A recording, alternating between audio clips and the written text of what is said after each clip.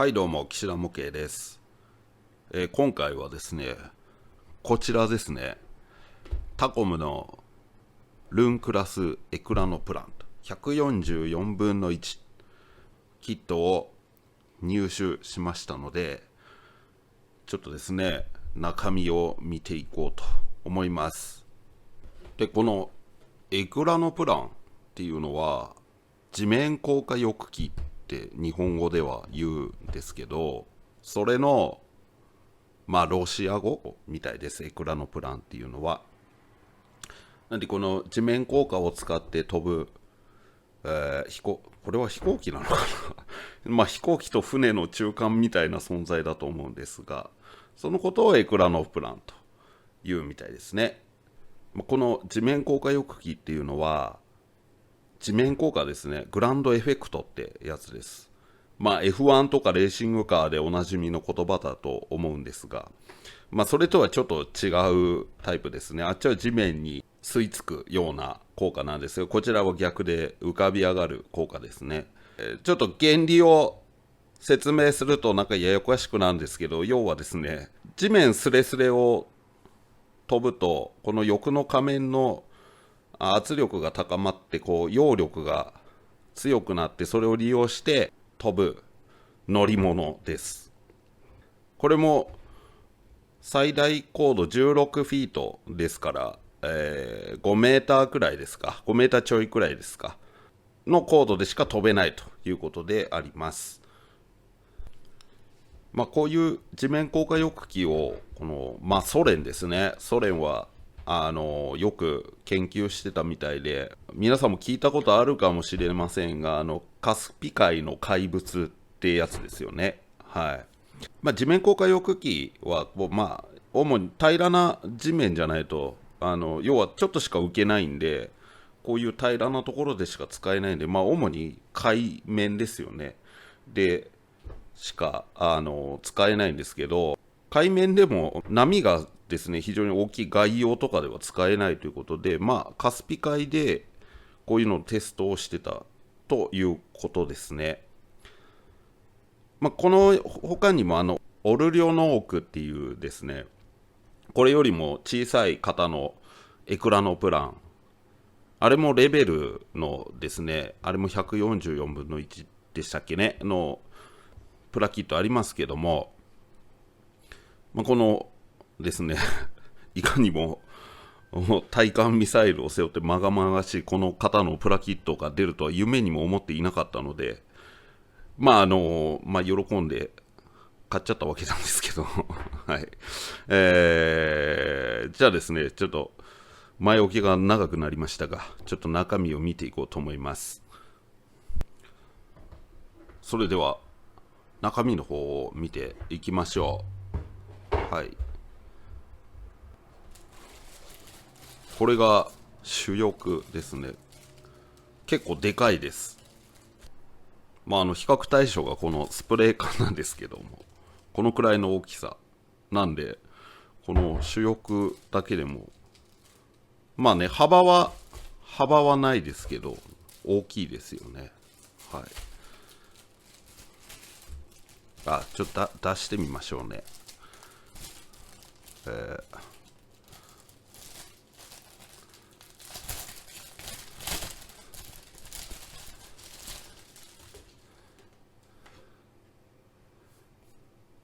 こんな感じですね、主翼は。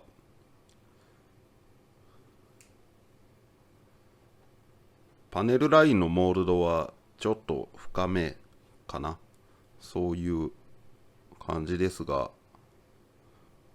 ね、くっきりとしてて綺麗なモールドだと思います。でこちらが機種と垂直尾翼。144分の1でもこれ、全長が本物が何メーター ?80 メーターくらいあるんですか？全長が73.8メーターということで、結構でかいですよね。これが機種部分ですね。と、垂直尾翼で、これは多分対艦ミサイルのなんかレーダーとかの誘導装置のなんかそういうレドームなのかなと思います。これだけでも結構でかいですよね。機種部分でもスプレー缶がこの大きさ。はい。でこちらが胴体ですね。胴体のまあ後ろ側というかですね。こちらはなんか巻いてあるけど、これは後ろの銃座、この機関砲を保護するために巻いてあるのかな。結構でかいですよ。はい。このくらいの大きさとなりますから、長さがこのくらいになりますね。144分の1ですけど、結構大きいですよね。はい。で、こちらが、水平尾翼。水平尾翼はでかいですね。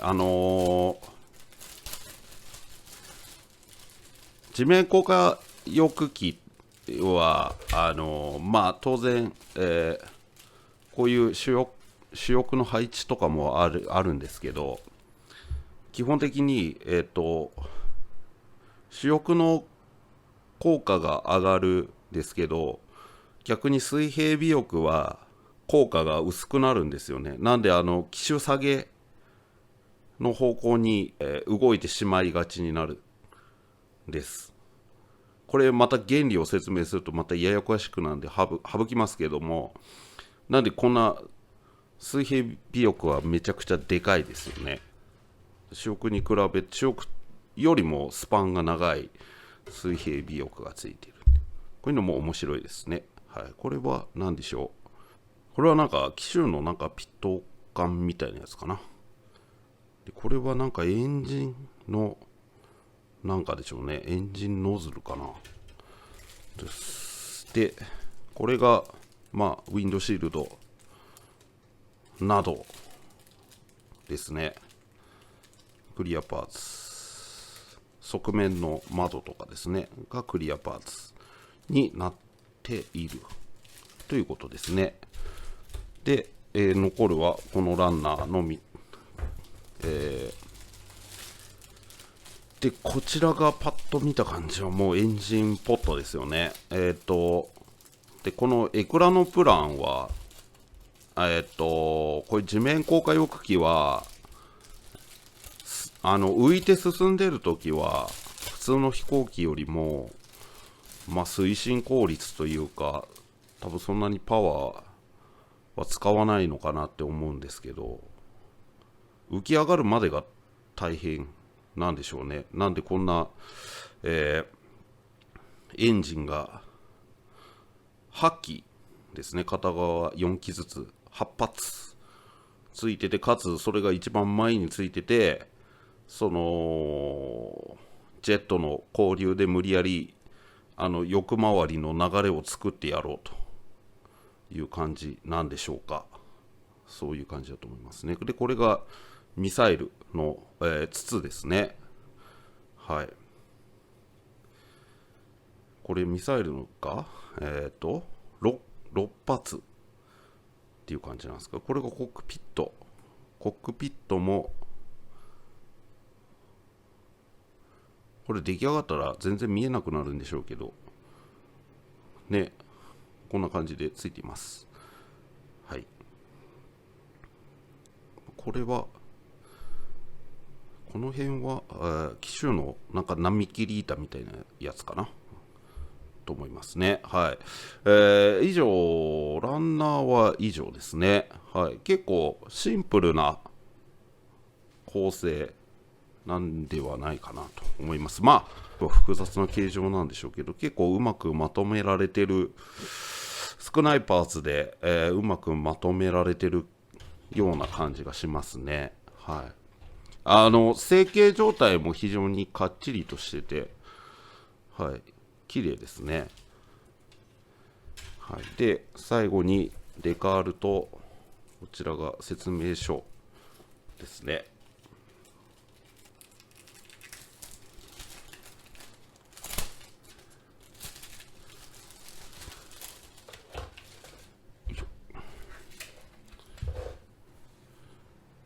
こちらが説明書、こちらがデカールですね。はい、デカールと説明書です。はい、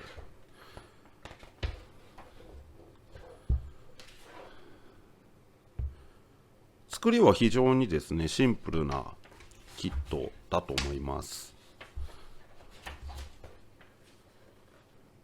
で、これがカラーガイド。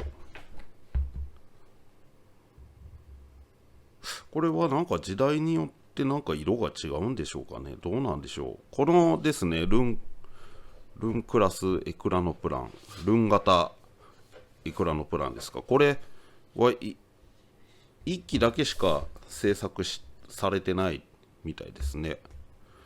はい、なんか全面グレーなイメージなんですけど、写真とかで見た感じは全面グレーなやつな感じだったんですけど、どうなんでしょうね。なんかこういうのもあったのかな。こういう時期の色ももしかしたらあったのかもしれないですね。なんかこれとかいかにもソ連っぽい感じがなんとなくソ連っぽい感じなカラーリングな感じがしますけどね。はい。これはソ連時代とロシア時代っていうことなんですかね。実物は1986年、7年くらいに出来上がって、テストされてるそうなんですが、まあ、ソ連崩壊後は、まあ、ほぼほぼ動いてないような状態だったんじゃないかなと思います。はい。で、なんかこれのですね、まあ、対艦ミサイルを取っ払って、中身をなんか、あの、病院みたくしたタイプも、なんか、制作されてたみたいなんですけど、まあ、ソ連崩壊とかもあって、まあ、途中でやめちゃったみたいな話ですね。はい。はい。ということですね。以上、中身なんですけど、非常にシンプルな感じでございました。はい。で、こちらですねあの、まあ、開けたついでというかあれなんで、まあ、早速ですね、近々制作に入ろうかなと思います。船だか飛行機だかよくわかんない感じのものなんで、ついでに海面のベースもこれつけてやればかっこいいんじゃないかなと思うんですよね。なのでそんな風に制作してみたいなと思います。こちらはですね、本当に近々制作予定でございます。はい。それではですね、以上、タコムのルンクラスエクラのプランということでございました。結構完成したら大きくなるんで、見栄えもいいんじゃないかなと思います。はい。それでは、今回もご視聴ありがとうございました。制作動画もお楽しみにということで、それではまた次回。